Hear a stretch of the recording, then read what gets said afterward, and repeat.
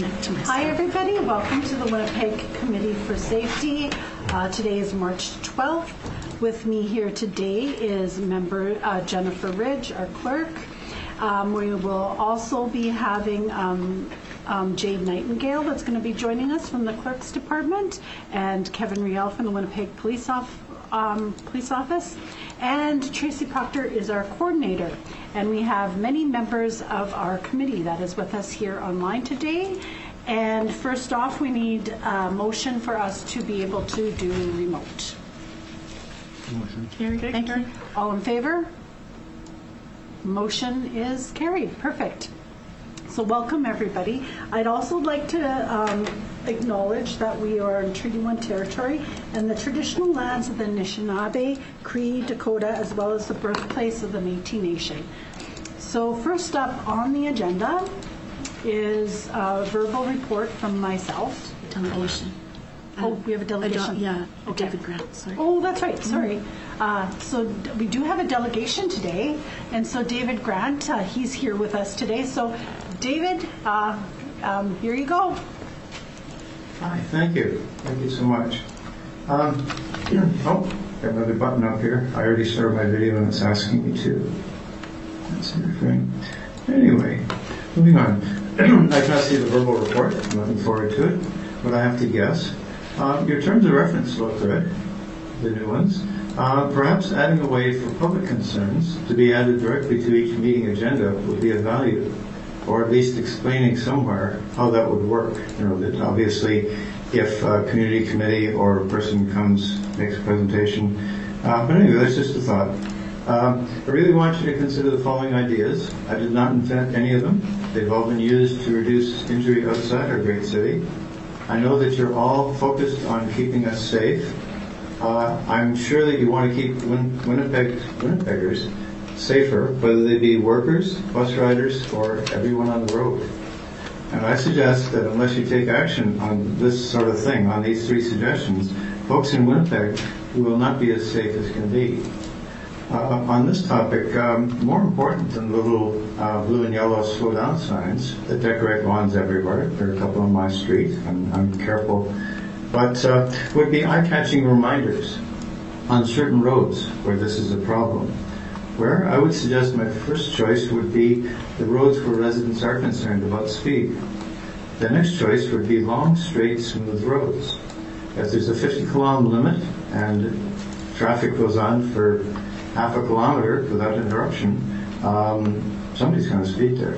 And I would suggest a sign that says 62 kilometers will cost you $225. If you put those up, I think that would make a big difference. Some drivers right now speed past the blue and yellow signs. This new message would slow them down. It would get their attention. Such signs have been very effective on roads everywhere. I've seen them in North Dakota, and in Ontario they were using giant billboards for this purpose. This works to make roads safer. If we want to keep road workers safe on long jobs, we would use the sort of barriers used around the world. As we go down through even on our highways, we seldom see actual concrete barriers. I suggest that Winnipeg is one of the few jurisdictions that does not take the obvious actions to protect its workers. When I worked on the roadway in Windsor long ago, I used my truck as a barrier. I had to climb down into manholes. They were often in the street. I was sampling combined sewer water. I was actually protected by my city truck, parked at an angle. The idea was that if somebody doesn't see it, flashing lights and all, they would hit the truck and divert it off at an angle so it wouldn't run into me, that I was sort of in front of it. Shortly after I moved here to Winnipeg, a two-person team was on St. Mary's going down into a manhole, and they were hit by a car. I think that was a very serious one. Their pickup truck was parked beside, not upstream, of the manhole they were climbing into. I was personally horrified that they'd left themselves so vulnerable. I would suggest the city could require danger prevention steps, like the one I used my city truck for everyone who's working, even short jobs, on our streets. We know there's lots of workers out there, whether it's cable people or patching holes. I would suggest that they all be protected by a vehicle if there isn't time to put up concrete. Anyway, perhaps you could work with staff on creating such a rule. I mean, Manitoba Workplace could bring it in too, but we know you're there to suggest ways to make our city safer, and I think that's a biggie. In designated construction zones, a 60-kilometer limit is common, and quite often there's a photo enforcement van hidden somewhere. I suggest that does nothing to protect against single contingency events. The same person who's so distracted that they don't notice the construction zone sign will just as likely wander out of their lane and put workers in danger, regardless of the tickets they might get weeks later. Those workers need linked sections of Jersey barrier, forming a wall between the workers and traffic. And that's something that we, as you, as city management, could start putting into your construction contracts, that the workers be protected by concrete. On a topic that's been in the news lately, and I'm sure those previous ones aren't in the news, but I think they're very important and they're easy to fix. I ride the bus whenever I go downtown, including when I come down for live meetings at City Hall. Bus safety, according to the news media, has gone very wrong. Everyone seems to know this. The current team of 4 people in bright high-vis green jackets, they certainly discourage misbehavior when they're on that one bus. It then becomes obvious to everyone on the other buses in the city that there is no such team aboard. This clearly does not prevent bad behavior on all those other buses. Everyone in the real world of security knows that such a team is not a solution. A single undercover WPS officer would be a better deterrent. For the cost of a single team now, we could deploy several undercover police officers and cadets on a number of buses at one time, and leave the bad guys worried that every bus might have a behavior monitor undercover, and that person could get them in huge trouble. I would suggest that if you had 7 police and cadets spread out over the 24-hour day and on all the bus routes, that would be a huge deterrent to misbehavior. And I would add this, that I've led the reason I use the single contingency phrase, that's one of the bedrocks of professional safety analysis. I've led professional safety teams at Eldorado Nuclear and at Manitoba Hydro. If you're serious about making a difference, and I know you are, I hope you will consider my advice. I also hope you will consider that all of those parts of our lives with near zero risk, like air travel, they employ safety engineers who analyze situations using industry-accepted methods. The nicest person in the world, doing what they think is right, cannot match the safety results of those methods and those safety engineers. And I will invite questions if you have any. Thank you. Thank you, Mr. Grant. Mr. Grant he comes to a lot of our committees, so he's well knowledged on the different working groups. But I think this might be the first time I've seen you at the Winnipeg Committee for Safety. So welcome and thanks for your thoughts on that. Is there any questions? Okay, seeing none. Thank you very much for your participation today. Well, and thank you again. And safety has been a big topic for me and through my career. Thanks again, Ms. Gilroy. I also need a mover for the minutes. Okay, Vivian, all in favor? Okay, motion is carried. Perfect. Okay, so first up is my report, and I'll try not to take too long because I know we really want to take a deep dive into our terms and references. So one thing happy to report, we do have now a new chief of police, Chief Jean Bowers. So excited. We've been kind of in limbo for a few months, and so now it's nice to know that we have someone at the realm. So we have a new chief of police at the city of Winnipeg. One thing that I did want to acknowledge is I'm the one at the city that put the motion forward for the landfill search. I really wanted to make sure that we were forcing our governments to really to make sure that they are searching the landfill. For me, it was a really important decision. Murdered and missing Indigenous women is really something that I've been working on for quite a while. And throughout many cities throughout North America, searching the landfill is quite a common thing. And so I wanted to make sure that we were acting and sending a signal that we do care about our women and that we will do whatever it takes to try to bring them home. And I think we really needed to signal that.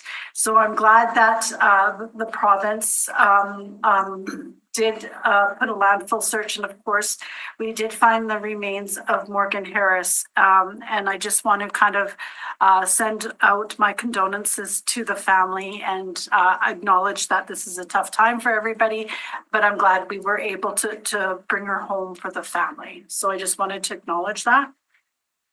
Another thing that I wanted to let you know that I'm going to be creating a social media account for the Winnipeg Committee for Safety so that we can highlight some of the stuff that we're working on.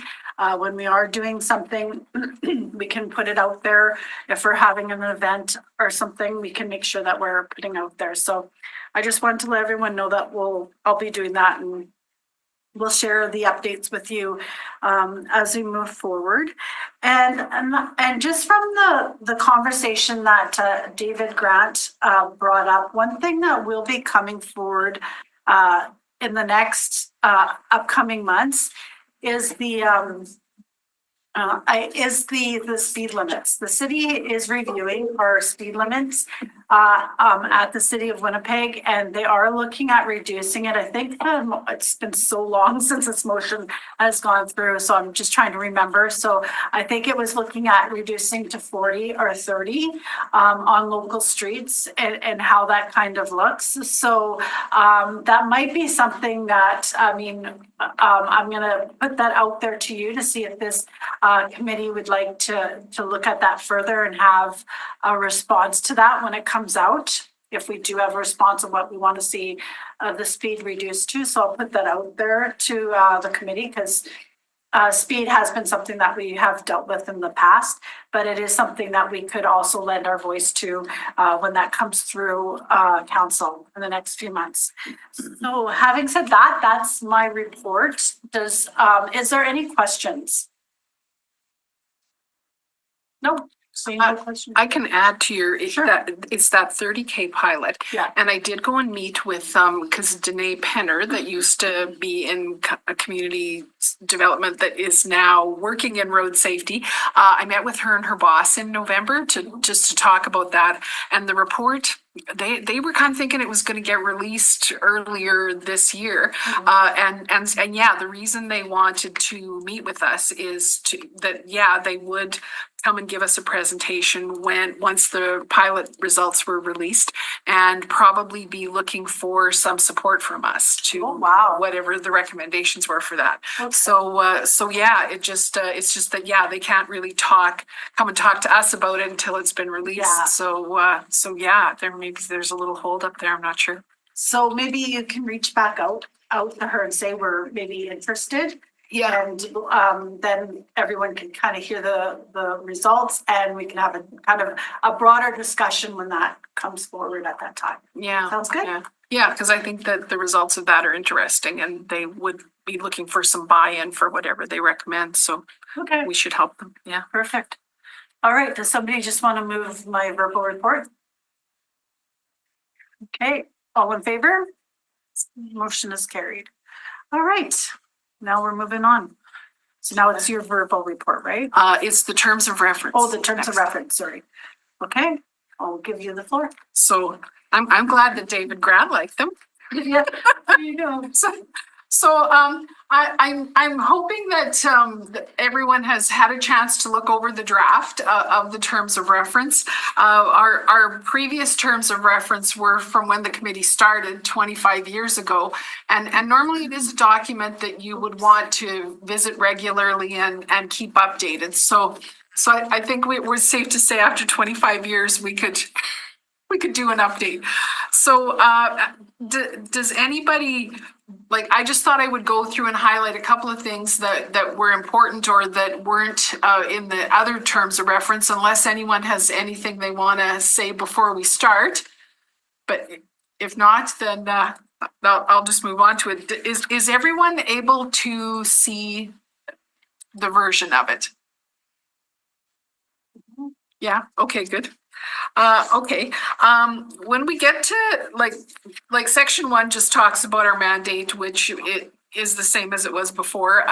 In section 2, when we talk about our duties and responsibilities, those are fleshed out a little more than they were before. And in point 2.2, there's a statement that says to ensure appropriate consultation is taking place between the city, identified stakeholder groups, and the community at large concerning issues related to community safety and well-being.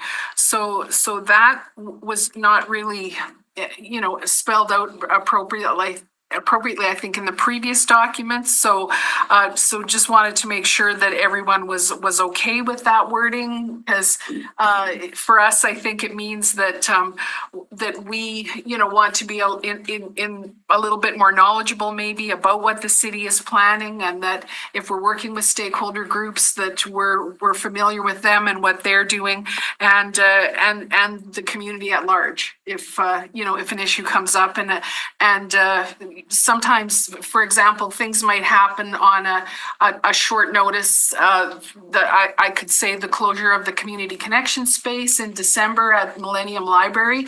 I had to, for just to educate myself, look into that and find out the background of how the committee was started, or how the space was started, who funded it, what had kind of taken place there in terms of it getting organized and staffed, to be able to then help the Manitoba Libraries Association, which was asking for our committee's assistance. So that's just an example of something that we would want to make sure we were doing. So the next sections were how the duties and responsibilities relate to city council. That also wasn't spelled out. It was just kind of a vague statement in there. So what we would want to do is make sure that we're reviewing and recommending changes to bylaws, resolutions, policies, regulations, and budget issues related to community safety and well-being. I could say, unless somebody wants to disagree with me, we're not really doing that in a fulsome way now. I know when the committee started, my understanding is that they worked a lot on policy development and making policy recommendations to council. And maybe, we've got away a bit from that over time, but I'm not saying that all of our time should be involving just that, but that it's something we should probably know more about. I think for most of us, we are finding out stuff after the fact. And so there wasn't an opportunity for us to have input into it. So we need to look at how we can maybe be more aware of some of those things before they're making it to a council vote or a decision process phase. And that, to me, seems like the only way we'd be having any effective input into the decisions council makes. Also, 3232, receiving referrals from council or its committees for review and recommendation. I can say for all the years that I've been a member, as well as since I've been the coordinator, I don't know of a case when council has come to us and asked for a recommendation on any safety thing they were undertaking. So I think it would be nice for us to even just, even if they just wanted to ask us once, just to see what happened. If they chose to seek our advice on something, but I think again, that's a case of us having to maybe create some more awareness with council that we are here and that we want to be involved at that level. Tracy, if I could just interrupt at that one, I'm just curious on council giving direction to the committee to go forth and then get a recommendation back. You know what I mean? It's like, can council say, hey, we want you to go investigate this speed thing? Is that something we should be taking on, or is there, like, because this is only a one-way street, this conversation. I think sometimes it'd be interesting to see if council needed some help from the committee. Yeah, Like, I don't think we're saying that here. well, Receive referrals from council or its committee for review and recommendation. Receive referrals. like I maybe, guess that's it. yeah, like maybe there could be a different word than referrals. You know, could be maybe Requests? requests. That could be a better term maybe, because yeah, a referral kind of, It could be from council, but it also could be from the public administration, right? yeah, Because we did get a request from the public men to look at the speed things. Well, So- Mr. Grant brings question to us. Yeah, and also Yeah. too, in the past, we did have, you know, when we do our complete communities, they did come to the Winnipeg Committee for Safety for us to review. So it might even be the public administration. And I'd just be cautious, like the challenge with having the, council come to us is usually sometimes councilors don't even know. Like say the mayor's got a plan to like, oh, we'll take the bus, you know, the bus patrolling. If there's a plan in place, sometimes that gets, you know, put forward at ABC, the financial cost, but like we don't even necessarily know sometimes if something's coming forward, all of us at councilors. So we have to find out through the media and find out through the different committee paths like everyone else. So that part might be hard. However, we do have a voice to lend when we do. So it would be even nice if we had somebody kind of from the committee that's interested in policy to be watching the agendas so we could know kind of, oh, this needs a safety lens, right? And is this something we could be doing, looking through our lens on, right? So yeah, I just wanted to raise that, but I like it because I also think it's showing that we're willing to do that work, right? yeah, I yeah. think that's a very big piece of why we should be here is looking at city policy and how it reflects our needs as citizens, as your needs as citizens. Oh, we have a question. Go ahead. Oh, you're not turned on. Your mic's not turned on. So there's no requirement of the city council to consult its safety committee in formulating policy on safety. Do I have that right? Yes. That's strange. You know, in other boards I've been involved with where there's a committee with a stated purpose, a minimum standard for bringing forth a policy motion would be that there was consultation with that committee. I find it kind of odd that we have to sort of scan their agenda to determine whether we should be giving input. It seems kind of strange to me. Mm-hmm. Yeah, like my thoughts, and again, I could use the example of the community connection space. Since council had decided well in advance that they weren't going to fund that anymore, but it wasn't necessarily like it was common public knowledge. That there should be a built-in mechanism somewhere, I guess, to say, oh, okay, if we're thinking of doing that and that could create a safety issue for the community, then let's get some input from the Committee for Safety as part of our final decision, as opposed to us having to come after the fact and say, hey, we're not happy that you did that, but it's too late because it's already been voted on as a decision. So I guess it's how does that mechanism get created for our feedback to occur at an appropriate point? Mm-hmm. Great question. And I don't know how I can even do that because I don't even find Yeah, I know, right? because that's. Is that a- I'm the one that kind of brought that community connection issue to the forefront because I found out about it Yeah. through the committee. So sometimes you really don't know that these things are taking place. Or like in the big budget, just so everyone understands, in the big budget, what could happen is they tell you about what they're funding, but they don't tell you what they kind of defunded. So then you don't sometimes know that there was a cause and effect of the overall budget. So you kind of, as a counselor, you're looking at the numbers and you're judging if it's very, very much this, like if it's kind of the same, and you got to kind of try to ask what they're cutting out to make this budget work, but you don't always know, right? So it's very complex, but I think that if we're kind of reaching out to city council saying we're here for you,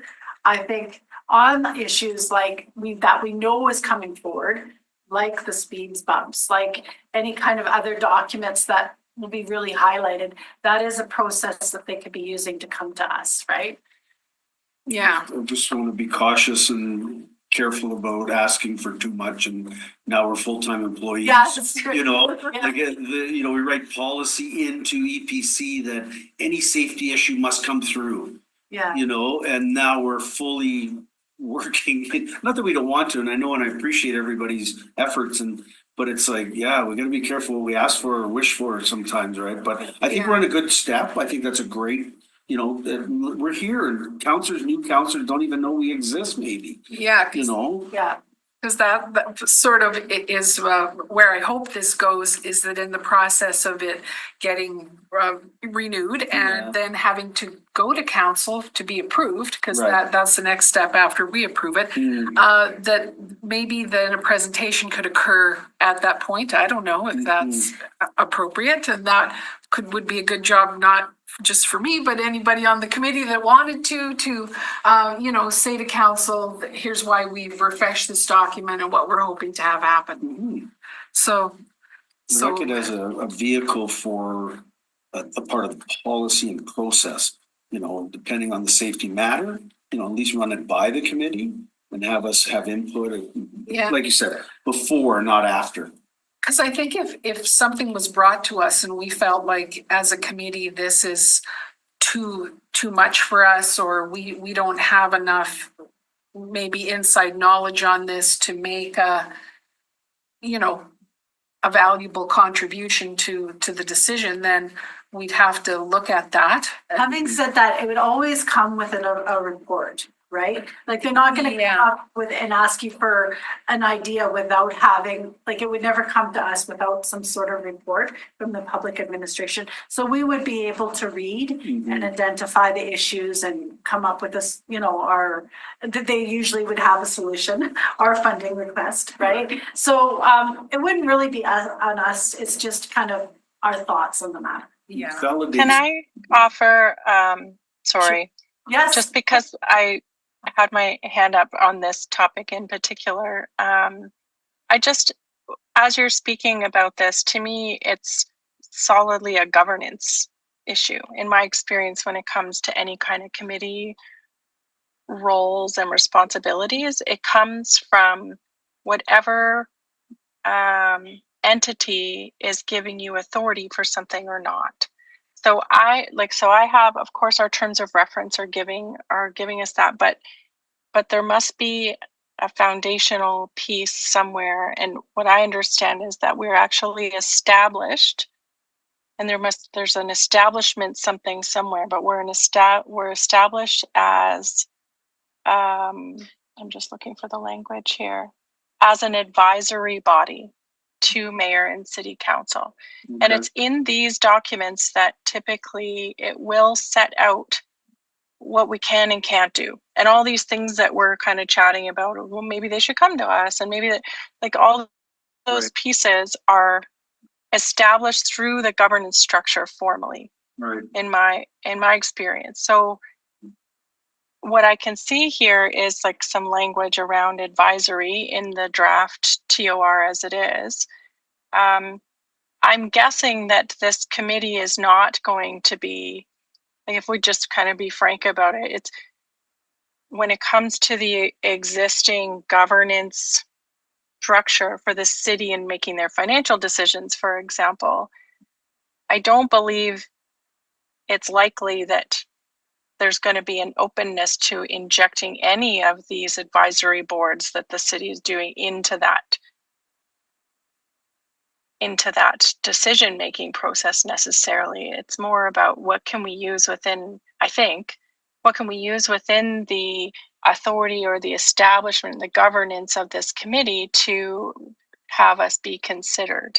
But does anyone have like the establishment part of the committee? Like this just says this, the terms of reference being approved by city council may be the only document. But is There, I do have the minutes that from the council meeting where the committee was established. They're, short and typical, minutes. yeah. But yeah, it just sort of lays out, whereas the issue of safety has been identified as a council priority, and whereas personal and community safety have been and continue to be identified by citizens as a critical ongoing concern, and whereas a group of approximately 20 citizens involved with safety concerns within their communities have been meeting and recommended that a committee be formed to address citywide safety issues. So that's in the terms of reference, there's language in the mandate, and the mandate is where usually a committee gets their, like what are we here for and what's our authority? Yeah. And to me, it's clear that we'll provide informed recommendations into and offer guidance as an advisory board. Whereas as soon as we start talking about funding, for example, or oversight, that is a very different role of a board, right, than an advisory board. So I'm not suggesting which way one should go, but just so that we're kind of aligning our expectations with what's even like where they've put us as a category of committee. What I'm reading is we can make recommendations. None of them are binding. There's the structure isn't in place for it to be binding or anything like that to the city's decision making. Yeah, but no, we're not talking about any kind of oversight. That's what I was trying to kind of get to before. Like council's always going to be the final decision maker. However, we can on a budget, I mean, it's perfectly that we give advisory on the budget if we wanted to, if we want. Or if we want to stick to safety, but yes, we are just an advisory board. We don't have any oversight in terms of the budgets other than our own budget, right? That's about it. So we could ask for consideration when they're going through their process, their budgeting process, to be able to provide feedback on anything impacting community safety, for example, in Winnipeg, and then see where it lands. Is that what you're? Yeah, I like that. Yeah. In the 2024 budget, me and one of our other committee members she's not on the committee anymore, but we went through an exercise of going through the proposed budget, looking at all the things that were related to community safety and well-being, and saying, yes, we like this, and no, we don't like this. And if we had a recommendation from that, we wound up coming up with about a 4-page document of basically what we liked and didn't like about it. For example, one of the things that we noticed and didn't like was that the funding for bylaw enforcement with the city of Winnipeg is about half of what it is in most other cities in Canada. And that's, the city is noting that when discussing bylaw enforcement in that budget. So we said we would like the city to fund bylaw enforcement to a level that other Canadian cities do. And not a dollar amount or anything. It was just a statement that we wanted to see that bylaw funding be level with other cities, since Winnipeg would need that level at least. So that would be an example of us asking for something specific related to funding, but it's just more of a saying. It's what we'd like to see, and yeah, it never happened. but we said it. So yeah, there's a possibility. I can say that going through that budget and picking out that stuff was a big job. And it was good though in terms of seeing what the plans were and things that I thought our committee should be in the know about and concerned about. And the committee members did approve that before we presented it to council. So we've gone down this whole budget conversation, but I'm not sure that when we talk about the mandate and the functionality of the committee, right? That's what we're talking about here, with the functionality. So we are to simply recommend, to cooperate with city departments, all of that stuff.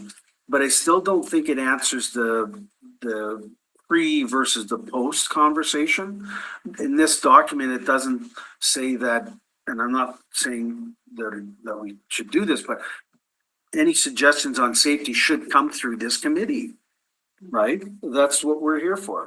We're here to provide those answers. But if you're doing things out in the left field without the committee knowing, then we're caught sideways. And so do we want to change the mandate and propose that sort of thing, and to get clear and concise directive on the functionality of the committee?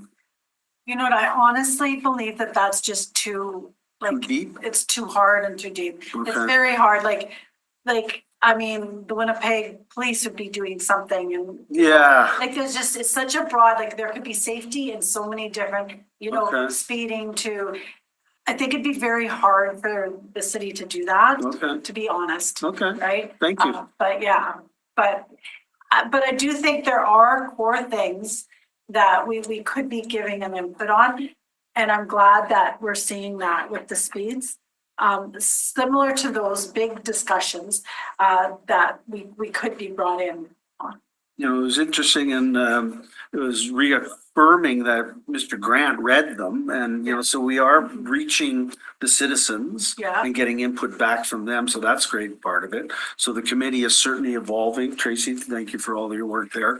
And so and that's nice to see, having come back to the committee. Right, we have legitimacy, if you will, on the work that the committee's doing, right?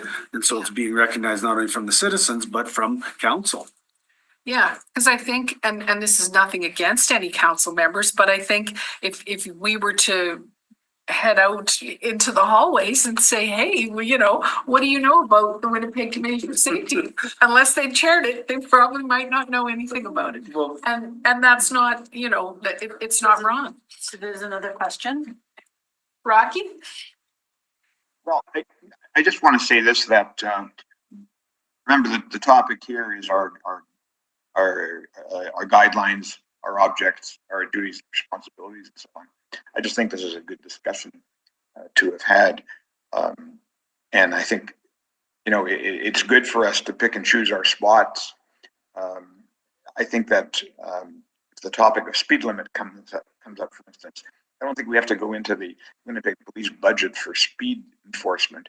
I think we have to look at the policy, what's behind it, and that sort of thing. And I guess we'll pick and choose our spots, because we aren't going to get a routine consultative role here because City Council relies on its safety committee. It's not going to happen. right. Yeah. Good point, Rocky.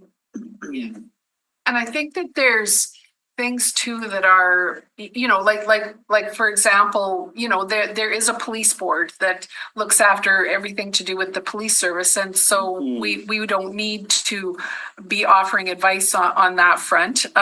But for example, the city has a new police chief now. I don't think it would be wrong for the police chief to know that our committee exists, and that we might want him to come and speak to us about what his plans might be for the city and their safety. So though in that sense, there's a knowledge at certain levels, maybe you would say, that we would want certain factions, would that be the word to have? But I think a lot of our work might be where we see things happening in the community, like that aren't, most people might not look at them and go, is that directly a safety thing? Maybe the closure of a community wading pool or something like that. But yet that's a safety thing. If it's helping a neighborhood you know, provide opportunities for youth, those kinds of things, that's a concern that, you know, might not be so overt, but it might be something that we might want to put our 2 cents in and say, hey, wait a second, you know, that might not be a great idea. Okay, so now just looking at the time, do you have any other things you wanted to highlight for us before? I just want to make sure everyone gets an opportunity. Okay, the only one, and this is, Aliana, no offense to, There's another question, sorry. sorry. Who was it? Oh, sorry, Kaylin, sorry. Go ahead. Yeah, you know what? I was just going to speak to something in the related to the public section, which you might be getting to right now. So I can hold my question if you are going to speak to that. Okay, and well, what section was your question in? Sections 2.3.4 through 2.3.7. Okay. I'm just curious, you know, based on this discussion, because I think it's a very healthy one, understanding that we may not be in a position to, you know, create that 360 communication back with EPC and council. I'm wondering, or posing the question to the group around, what would it look like for us within that related to the public section to include a bullet point around communicating out some of the things that we are addressing? And I know we have that in some regard with our plans and our mandate.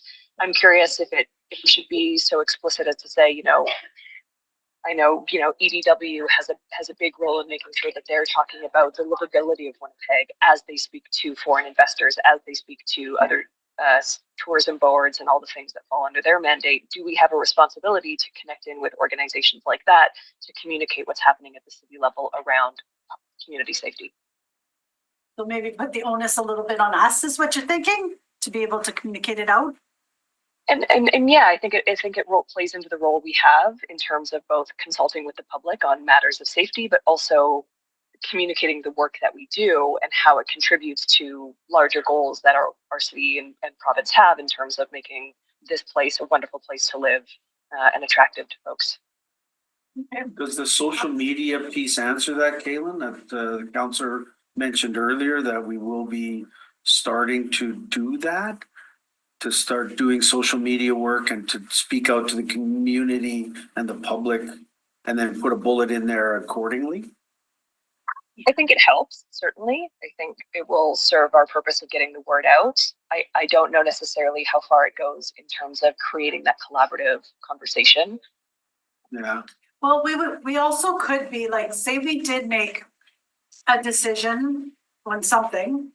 I mean, this would all have to go through and we'd all have to be okay in it, but we could put out a press release stating that Winnipeg Committee for Safety, you know, plans on doing this or believes this policy is a great policy, or, you know, whatever we're talking about.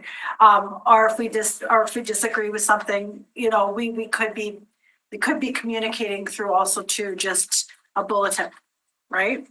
Which would be another communication in there. So I actually kind of like that because that's something we haven't really done much of in the past. So that might actually highlight some of the work we're actually doing too, and highlight our committee. So there's another question.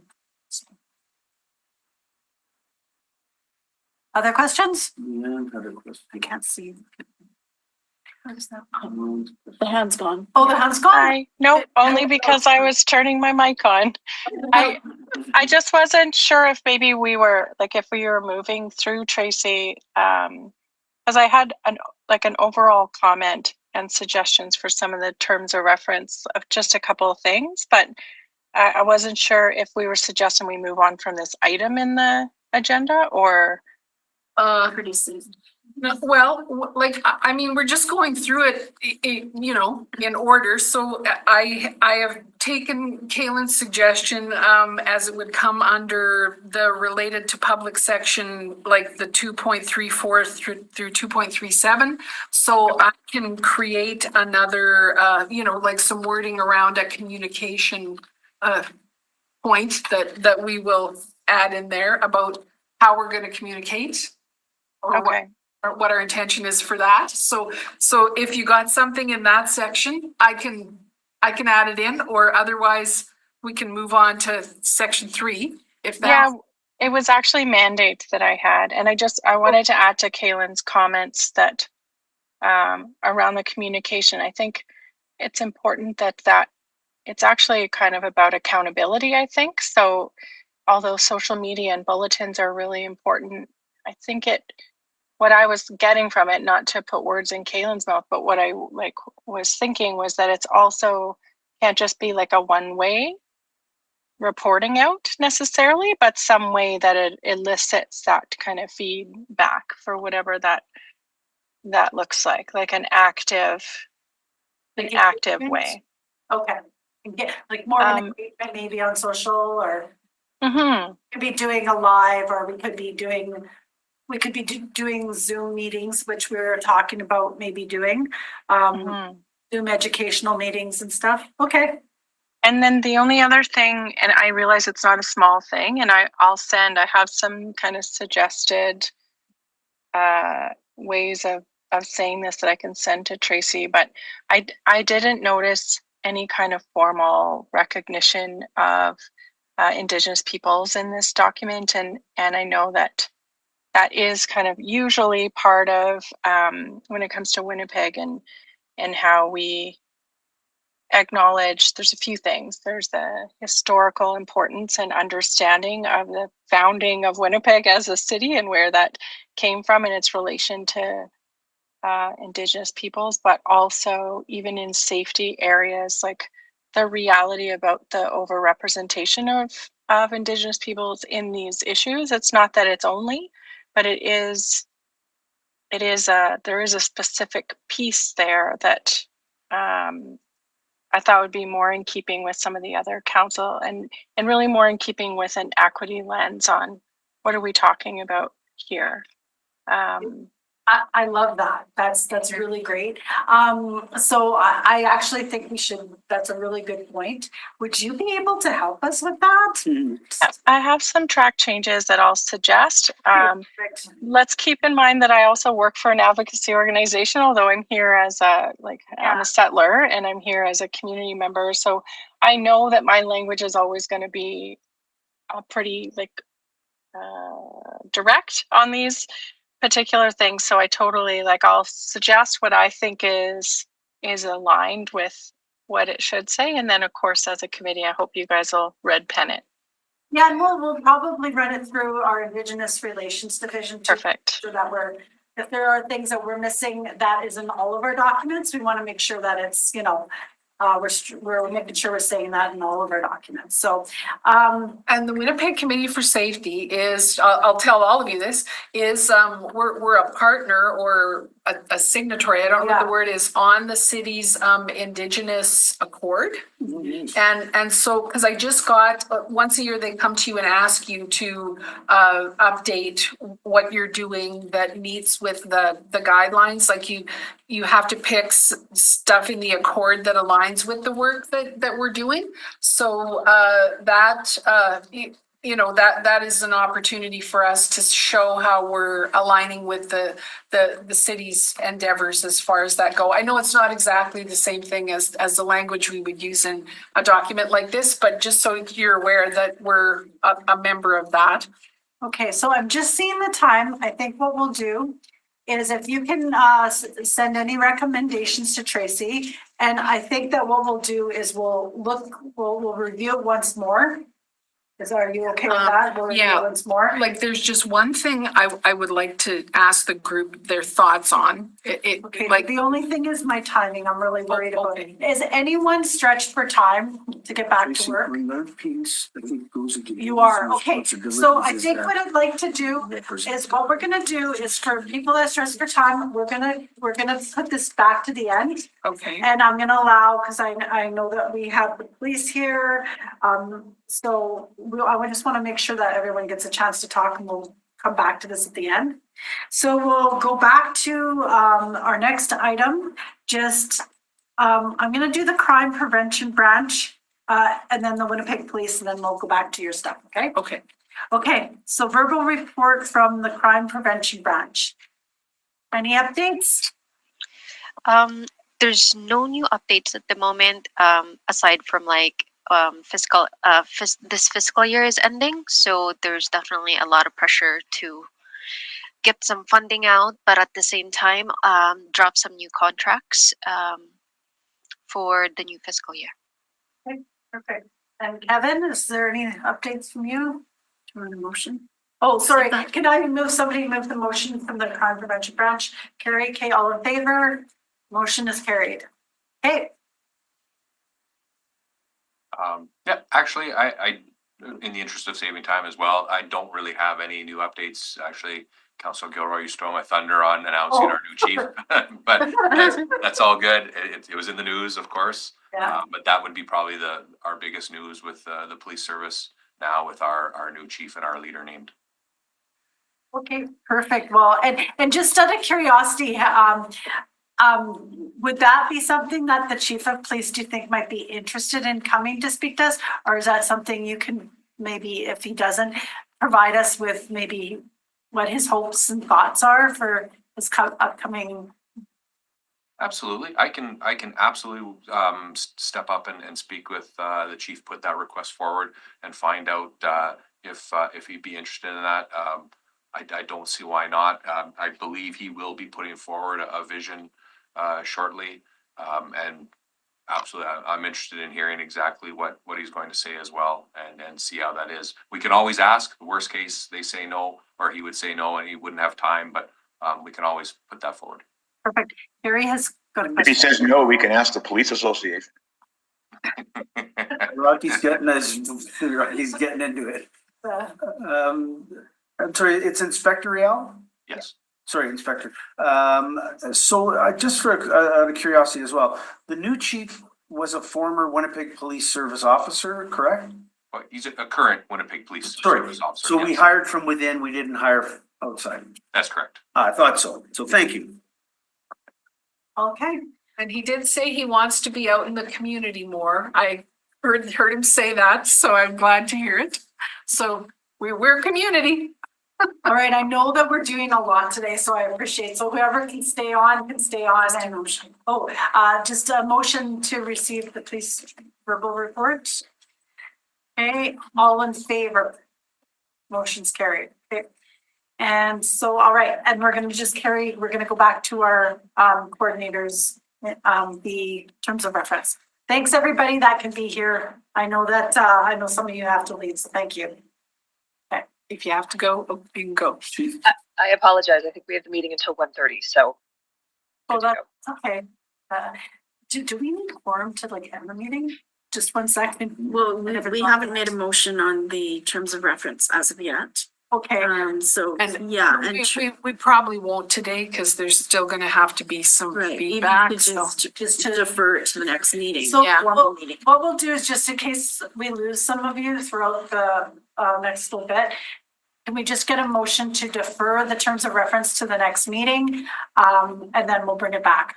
Okay, Vivian, all in favor? Motion's carried. Okay. All right, perfect.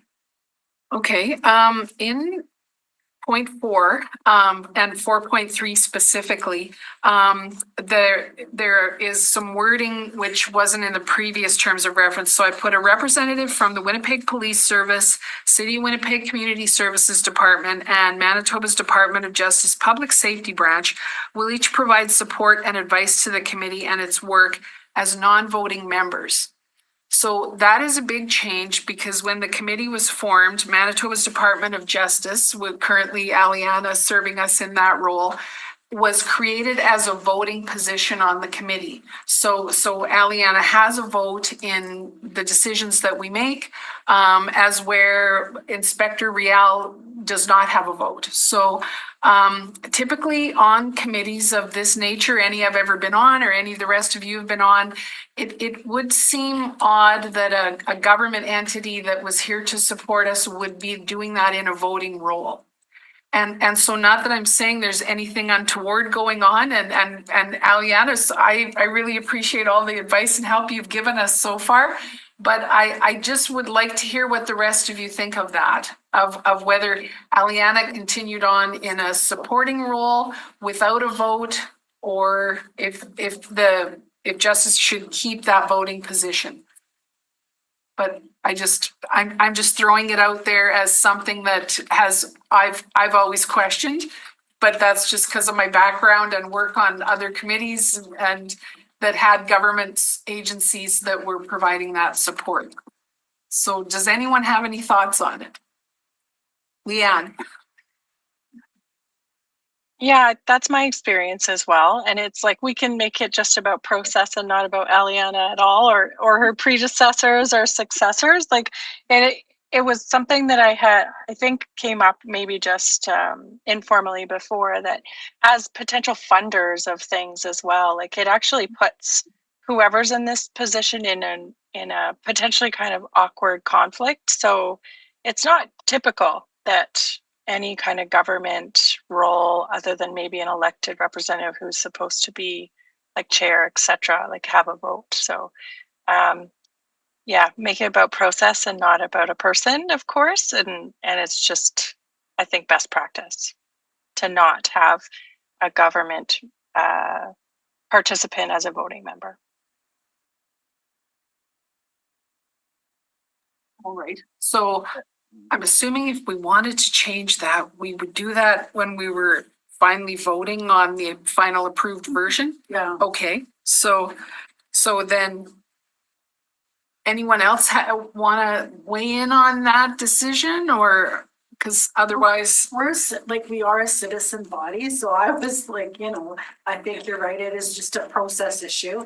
And yeah, so we're a citizen body, the citizens should be with the voting members. Yeah.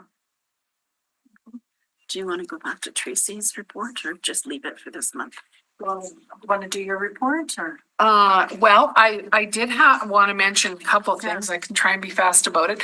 At our last meeting, I feel like I joked that this is just like the tariff situation. One week we have money, the next week we don't have the money. This week we have money. So it turns out when I was telling you at our last meeting that I think the amount is $7,600 that was to be returned to our budget that was removed in 2024. And then it was not there. It turns out we have that money now, only for this year, if I'm correct. And for this specific purpose that we asked at EPC, for the Who Do I Call cards and community consultation. Yeah. Yeah. So we can't use it for other things. Yeah. Because that was our ask to EPC. Okay. So we have the money, but only to be used on those two specific things, which are the production of Who Do I Call cards, and if we were doing some sort of community consultation that had an expense attached to it. So just so you know that's where things are at with our budget. And I still feel though that we need to seek some wider advice from council or the mayor or whoever makes those decisions on the preparation of our 2026 budget. Because I don't like the idea that money might disappear again. So just want to let you know about that.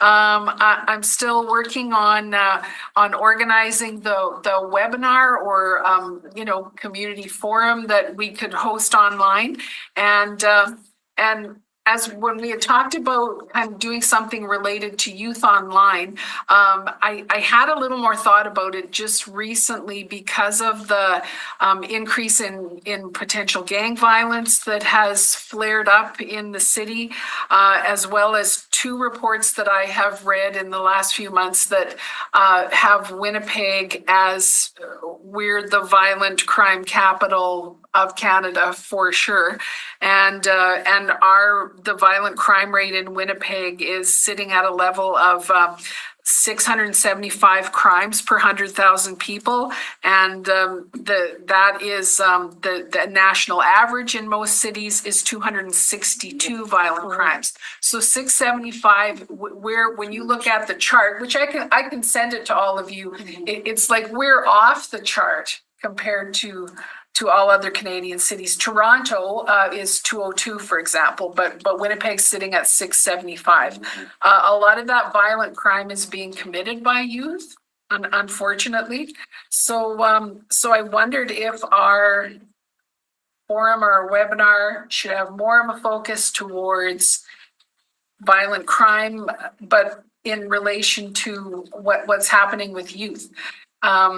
In relation to that also, it is, and I'm trying to find out who is in charge of this, is that Building Safer Communities Fund. Winnipeg got $4.2 million from the federal government in 2023 to work on projects that were specifically related to youth and their involvement in gangs and crime. So there's a number of organizations in Winnipeg that are probably working on that. There was some projects that were approved. We were on the approval committee for that money, for those projects to get approved, but there was a very long delay for the government to turn that funding over to the organizations that were approved. But I'm just trying to find out who now is in charge of the oversight of that reporting, because there is reporting that was supposed to come back to the city from those projects. Tracy, if you want to send that to me, I'll find Okay. out for you. I'll send it off and find out for you. Because my thoughts are, there's hopefully at least one project in there that would be good to highlight, that if it's having a success, and that would be a good thing for us to do, is highlight that to the community. So I would like to try that. I'd also like to maybe talk to one other organization that is working on things related to carrying youth away from those things. Inner City Youth Alive, it comes to my mind. Andrew Braun, I've had a good meeting with him in the past, and as well get some input from the police service on the work that they're doing around that. And I think if you had sort of three different perspectives on that, you could probably turn that into a 1 hour presentation with some, maybe some opportunity for some discussion or feedback. And I just wondered what you thought about that. It was a little bit different than what we had talked about at our last meeting. But Kaylin, go ahead if you've got some suggestion. Yeah, and I will apologize. I wasn't at the last meeting, so the context will escape me on that point. But I know from the last meeting I was in attendance at, we were having the conversation of, what is our North Star in terms of priorities and missions. And I think that that's a very compelling topic for us to weigh in on. I'm curious, I'm supportive, Tracy, of what you've outlined here. I guess I am also curious if we're going to see some activity from City Council in the coming weeks, months related to this data, and whether that, coming back to our conversation earlier around, providing insights, recommendations, guidance, etc., whether this is, something we should be looking to hear more on, so that we can start to really put some tangible actions behind it in consultation with all of our primary stakeholders. Yeah, because I think it is timely, and I think that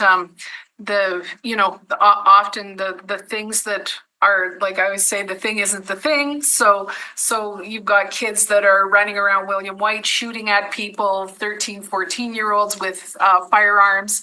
But what's the issue behind that? And the things that are being done to address it in a positive way aren't necessarily, I'm not saying anything bad against the police, but it's just not likely police work. It's the work of, for example, those Building Safer Communities projects, and what they might be accomplishing. So if there's something there in those projects that, for example, our committee would say, hey, we're really happy about the way that project went and the success that they had, then hopefully we'll see more of that, because that funding will have an end, and so will those projects or programs. And that's where I feel maybe us inserting ourselves in the continuation of something like that would be an example of how we could be helping improve safety, if that makes sense. Yes, certainly. I also see there being, I know that there's a lot of organizations on the ground who are dedicated to this topic in general, and or adjacent topics of providing safe spaces for those youth to go, so that they are not participating in violent crime activities or participating in gangs and whatnot. There's countless organizations in the city doing that good work. I also feel like we could lean on them and consult with them, and or amplify the work that they're doing, perhaps be a liaison to them, getting more visibility, maybe more grants, more fundings, things like that, that will allow them to keep their operations going and be that mentorship and that guidance for youth. So I think there's probably multi-pronged approach here to take. And if our role is to be facilitators of that, happy to support that.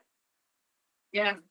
And we do, like I've done this for some groups, and oftentimes I don't mention it, but if it's a group that we've worked with or helped in the past, or for example, Jess Smith, that's not here today, but her Thrive Community Support Circle, I do, if someone asks us for a letter of support for some funding that they're looking for, or another project they want to run, I will provide them on our behalf with a letter of support. And how that, tie it into how that meets the aims of the work of our committee. So, Rocky, go ahead. I just want to say that if we're looking at our role in terms of public education, I'm always surprised at how little the public seems to understand the effect of generations ago trauma on these manifest youth crimes that are going on. As judges, we've learned about it. Lots of lawyers have too, but the public seems almost completely naive and uninformed about what makes Winnipeg, have such a startling crime rate, or whatever that statistic is, that 600 as opposed to 200. Yeah. It's shocking how little understanding there is of how that's come to be. Yeah, you're absolutely right. Yeah. My last thing that I'll talk about to move on with, I went to a meeting on Saturday, because since I've been talking about this a lot, the fires in the North End, the buildings that are burning, and problems that they're having there. There's a group that is called North End History. So they've been around since before the fire situation started. Michael Champagne, if you know him, he runs it. And it's actually a group of just people that live in the North End that want to kind of save the buildings there and keep the history of the area, known to people. And so they decided to host a community meeting related to the fires. So I went, and it was an interesting group of people. We had Councillor Reedy gave a presentation. We had another presentation from the manager of Pollock's Hardware that has talked about things that they're trying to do in the community just to make the community friendlier and get people involved in things. But there still was discussion of the concerns of people that are not able to get insurance for their homes in that area, because it's just companies won't insure them, too dangerous, having trouble with their mortgages because when those things occur, it really devalues the properties in an area. So there's some people were having trouble with that, just as well as having to live next door to a vacant and boarded property, and the unease that made them felt, as well as the responsibility for trying to make sure that house didn't become dangerous to them or the rest of the neighborhood. And so something that was interesting, which I thought is kind of an example of something our committee might want to know about, is there is a thing called the Bloomberg Harvard City Leadership Initiative that the city of Winnipeg signed on with in 2019, became a partner in the initiative. And it's to seek leverage through Harvard University's academic resources to address issues like the one they were originally looking at was the police service and their ability to improve mental health crisis responses. So I don't know what that work actually, what might have come from that. But anyways, through this initiative, apparently there are 7 City of Winnipeg staff, as well as an assistant to the provincial housing minister. And Daryl Warren, who you've probably seen him on TV, he gets interviewed a lot. He is the president of the Williamite Residents Association, and he's going to be traveling to Harvard University pretty soon to talk to them about what's happening in William White. Nice. Which, yeah, is kind of interesting because Daryl's not a guy you would think would be going to Harvard University, but apparently through this project, he said he's registered there as a student. If you look him up. So Nice. I know Daryl from years of community work in the North End, Well, we but get to say he's a Harvard grad. Exactly. Exactly. So I just thought, depending on the process of what happened there, because it is kind of interesting, and if it's something the city has signed on to, and it specifically relates to community safety work and them looking at I think the idea of it is that they're more so wanting to help city leaders to do a better job of leading their cities in relation to the how they tackle those complex challenges, Love as it. they're called. So I think I'm gonna get together with Daryl just kind of to catch up with him a bit and talk and find out some more stuff about housing in the North End. But maybe when he's back from Harvard, we'll have him come and talk to us. Yeah. And Love it. see what happened with that. But that group, the Make History, or sorry, not I should say North End History Group, is they do meet regularly once a month, and at the Old Merchants Hotel on Selkirk Avenue, and which is a nice building now if you've not ever been into it. But anyways, there is another fire meeting on March 29th to explore the issue a little more, and they're going to invite the new police chief to come. So we'll see if he shows up for that. But anyways, just wanted to tell you that's an example of a community initiative that we should probably follow and support, because I think that is an anomaly for a neighborhood to be suffering that kind of situation and looking at how it got to that point. So anyways, that's my quick report. We still have quorum, so can we get a motion? Can we get a motion to receive the coordinator's report? Rocky? Great, all in favor? Motion's carried. And maybe this is a good time to adjourn, move to adjourn. Yeah. To adjourn. Move to adjourn. Enough's enough. Thanks, everybody, and we'll be back again, I guess, next month. Okay, see you later. Thanks. Thank Thank you.